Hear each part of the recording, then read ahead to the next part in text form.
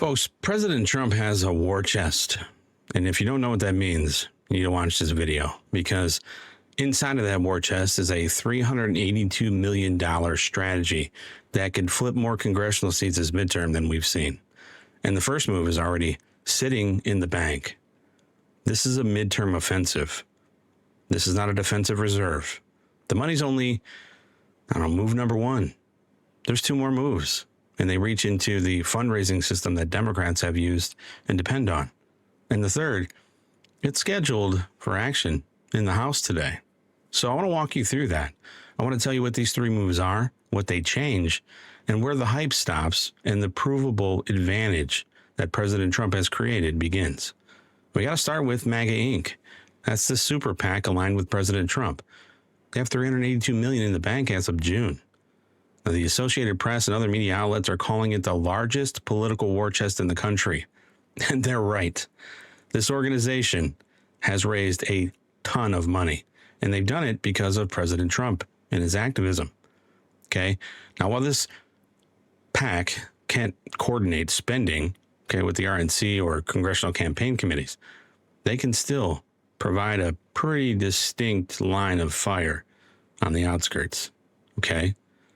And that's an important distinction, because people sometimes blur this, and they do it because they either are reckless or they just don't understand. Okay, we're not going to do that here, though. All right.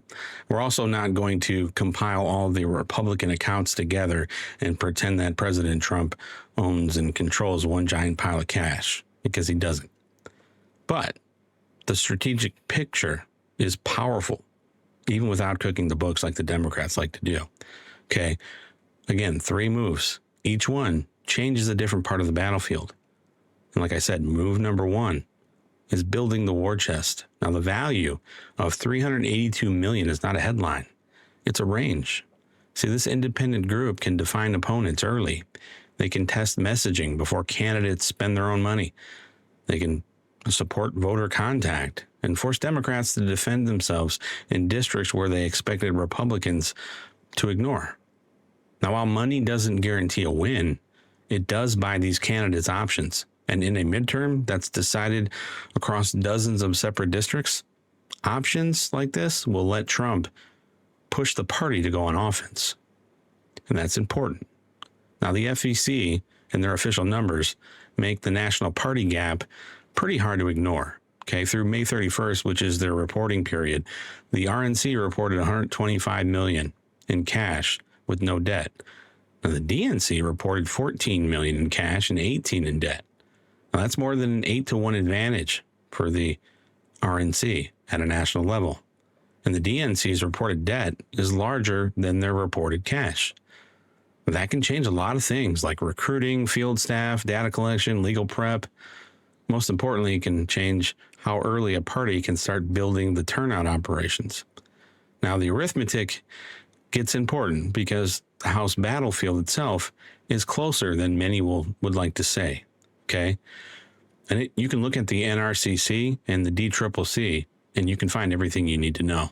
The NRCC raised $81 million in cash. The DCCC has $72 million. So we only have an $8 million range and spread between the two of them. So anyone saying that Republicans can simply buy the House this cycle is ignoring the committee fight that's actually ongoing right now. But this is where the $382 million war chest that Trump has matters. Okay, it creates an independent layer of firepower that these much tighter committee races just can't bring. So the first move, it expands the map, doesn't decide it. Move number two is opening the investigation. Okay, on April 24th of 2025, Trump signed a presidential memorandum addressing alleged illegal straw donations and foreign contributions that were coming in through online fundraising platforms. The memorandum directed the AG, in consultation with the Treasury Secretary, to investigate these allegations involving these platforms and take appropriate lawful action. It specifically cited these allegations that were involving Act Blue, and in order to report back to the president within 180 days. Now, that's important because Trump didn't wait for Congress to finish talking. he moved the issue from committee correspondence into the executive branch. Okay. But let's be honest, an investigation is not a conviction. A congressional allegation is not a proven crime. The White House memorandum itself, though, describes these allegations and evidence, and they show that it warrants an investigation. And that precision does not weaken the story. It separates us, the Republicans, from the people who need a verdict before the evidence has ever been tested. The House committees later reported that 5 current or former Act Blue personnel invoked the Fifth Amendment 146 times during the depositions. The CEO of Act Blue, Regina Wallace-Jones, she also invoked the Fifth. Now, invoking it doesn't mean you're guilty. It's a constitutional right. But it still is politically explosive when the subject is whether campaign money was properly screened. And voters are allowed to demand answers without pretending a criminal case has already been won. Now, Act Blue, they called the investigation political harassment, as you would expect, and they said they've produced extensive records. It's also argued that overly broad blocks on foreign addresses or internet locations could stop lawful Americans from donating if they live overseas. Now, that's the strongest objection that they have, and it does deserve a real answer. But the answer isn't what they want, okay? The answer is not to trust only their platform and distrust the other party. The answer is what Trump wants, which is one verification standard for everyone. Now, look, if receipts first midterm coverage is what you want, subscribe, because we will separate recorded votes and official filings from partisan claims every time. Now, the investigation creates pressure and does not create permanent rules. That is why move number 3 is the most important. Move number 3 is locking verification into federal law. There's something called H.R. 8720. It's also called the Campaign Finance Transparency Act. House Administration Chairman Brian Steele introduced it after the committee's investigation at Act Blue. Now, the bill requires the name on a credit card or debit to match the donor. It specifically requires the security code and billing zip code. It prohibits gift card contributions. It creates documentation requirements, especially for donors without a U.S. mailing address. And it also prohibits knowingly helping someone donate in another person's name. It requires suspected straw donation schemes to be reported to the FEC, and it removes the existing de minimis reporting threshold for donors. That last piece will create a real argument about privacy for small donors, and it should. Transparency and privacy both matter, and Congress should have to defend the trade-off in public. The core verification rule, well, those are much harder to attack. But this bill does not say Act Blue follows one set of rules and Win Red, let's say, follows another. It applies to federal political committees. That means Democrat committees, Republican committees, candidate committees, and independent political committees will now all operate under the same sanctuary requirements if this becomes law. Now, that universal application is the fairest defense of the bill. I'm not saying every small dollar donation is suspicious. I'm saying the same card verification that we accept for ordinary online commerce is not an unreasonable starting point for a money intended to influence something like a federal election. And as this script was being written, okay, and when I was looking into this, HR is scheduled for House consideration today under suspension of the rules with votes postponed until 6:30 p.m. tonight. Now, that is a scheduled action, not a recorded result. If the House passes it, the Senate still has to act on the same legislation before it gets to the president's desk. No honest person can call this law yet, but the shift from investigation to legislation is real. Congress is now being asked to put donor verification into statute instead of leaving it into the voluntary practices of competing platforms. That is the third move because it can outlast one hearing, one news cycle, and one election. Now we can answer the question at the top. The $382 million is not the whole strategy. It is the first move. Move 1 gives Trump-aligned forces the financial range to contest in more districts.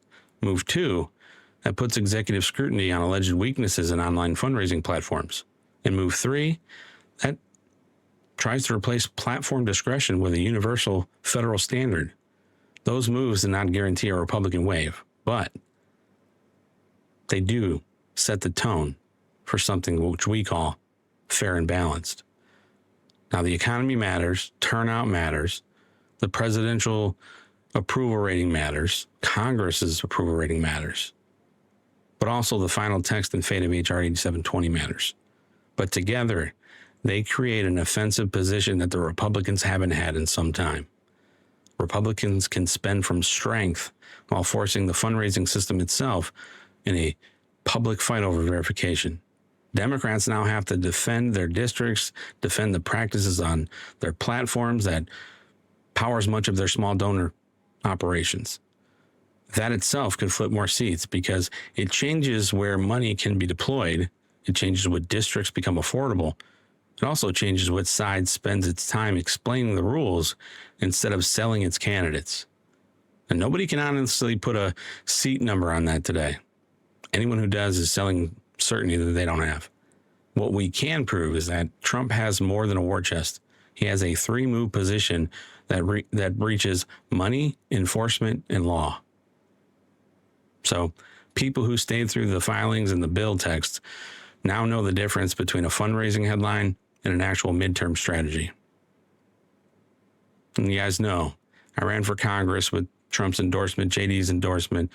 I was actually the #1 MAGA candidate in the country that cycle. And I learned pretty quickly how Washington decides which districts are worth fighting for. So money on a report is not a vote. It becomes votes only when somebody uses it to recruit, organize, communicate, and force the other side to spend where it never planned.